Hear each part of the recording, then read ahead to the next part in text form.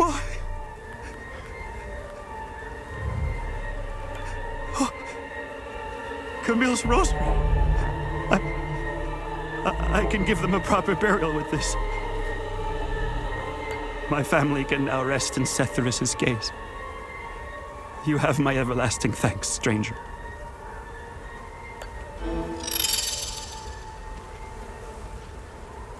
My family can now rest in Setharis' gaze.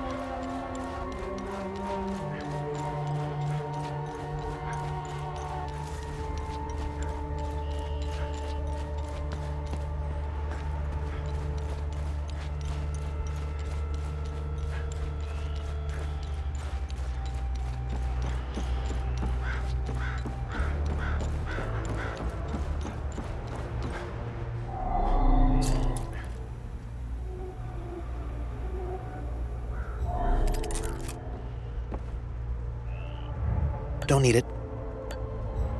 Need to finish research.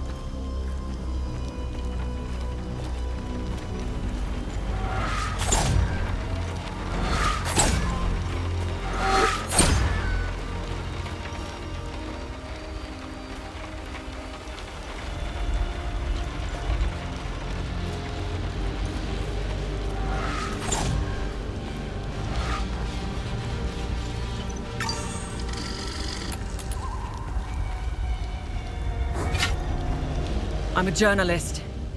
Article 79 of the Geneva Convention formally states that journalists are protected under international humanitarian law. Who are you? I'm Tanya Elva. I'm an independent investigative journalist covering the Civil War.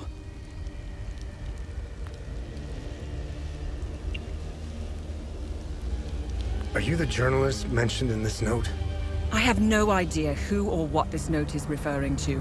You're barking up the wrong tree.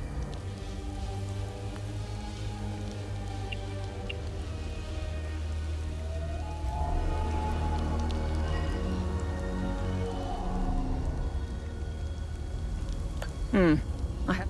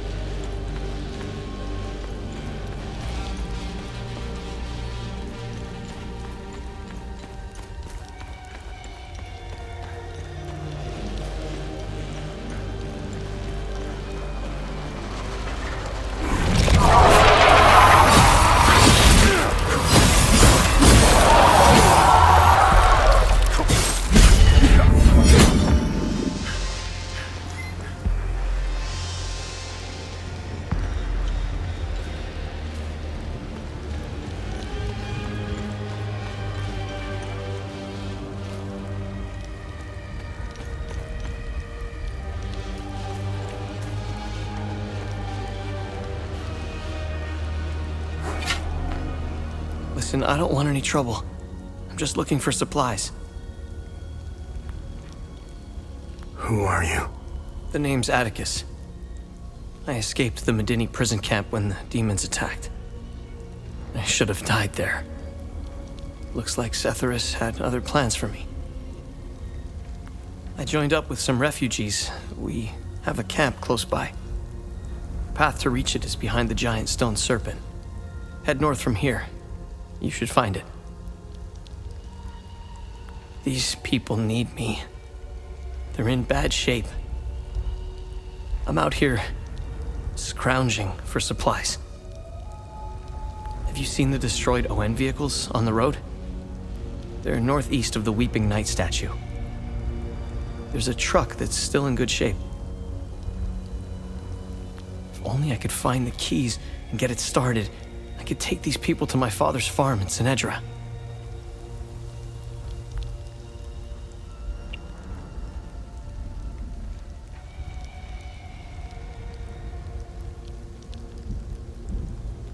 I think I met your father. He's Ernest Cadell, right? Yes, he's my father. I'm glad to know he's alive and well. This makes me want to get back home even more. It doesn't look like it, but Hadia was beautiful and peaceful. It changed so quickly. I first noticed it on campus at Los Angeles University. History lessons were modified to suit new narratives. The line drawn in the sand by facts was fading under the waves of Sabinian nationalism. New campus groups and fraternities were formed and engaged in intimidation campaigns against Palamas students. Some of us stood firm, but most ended up leaving. It was so hard for me. My parents had spent their hard-earned money to send me to university. I was the only one in the family who had been given this chance. Deep down, I always believed that it would stop, that people would eventually come to their senses. Then I noticed that this was happening all over the country. By the time my hope had faded, civil war erupted. When the war erupted, I was still in Los Angeles, in the heart of the Lion's Den. I gathered what supplies I had and left for the Astarian-Umbrahan border. I needed to get home, to get to my family. What usually took a few hours on a road trip was turning into a logistical nightmare. Couldn't drive, take the bus, or train. Sabinian soldiers were patrolling back roads, streets, stations, you name it. On the way, I did things. Things I stole from people who were more desperate than I was. I refused to help others in need. I truly failed as a Palamist. After months of hiding, looting, stealing and running, I finally arrived on the outskirts of the Umbrahan border. I sought refuge in a barn. I was exhausted and hungry. The farmer woke me. I was initially terrified, but he was holding a plate of food. He handed it to me and I devoured it. He said he would return with more. He turned out to be a Sabinian farmer, feeding me to buy time until the soldiers showed up. It worked like a charm. That was the last square meal I had. After that, prison scraps if I was lucky. Did you know that the Peacekeepers had an outpost in Medini? They stood by and watched Sabinian soldiers rape and murder Palamists in droves. I'll tell you what they did care about. Their medical supplies and food. That's it. If they claim they never saw the Medini prison camp just outside of town, they could sure smell it. I guarantee you that. The stench of death filled the air for kilometers. They had the numbers and equipment to stop what was happening. They just stood there and watched. Let's just say, I don't hold them in high regard. Let me tell you about Sabinians. The guards at the Medini prison camp would sometimes open the camp gates to Sabinian civilians. They would enter the gates of hell to spend the night beating, killing, raping, or any other twisted pleasure they could imagine. These Sabinian civilians wanted to settle old scores. Do you know what their grievances were? A wealthy palamist who would refuse to give them a job. A farmer who wouldn't lend his tools. A man who had stolen a girlfriend. Petty disputes were settled with crimes against humanity. That's who you're dealing with. I despise them with every fiber of my being. They are my brothers and sisters. Our faith and tragedy bind us. We will overcome this. We must. Now, more than ever. May we all stand in our Lord's gaze.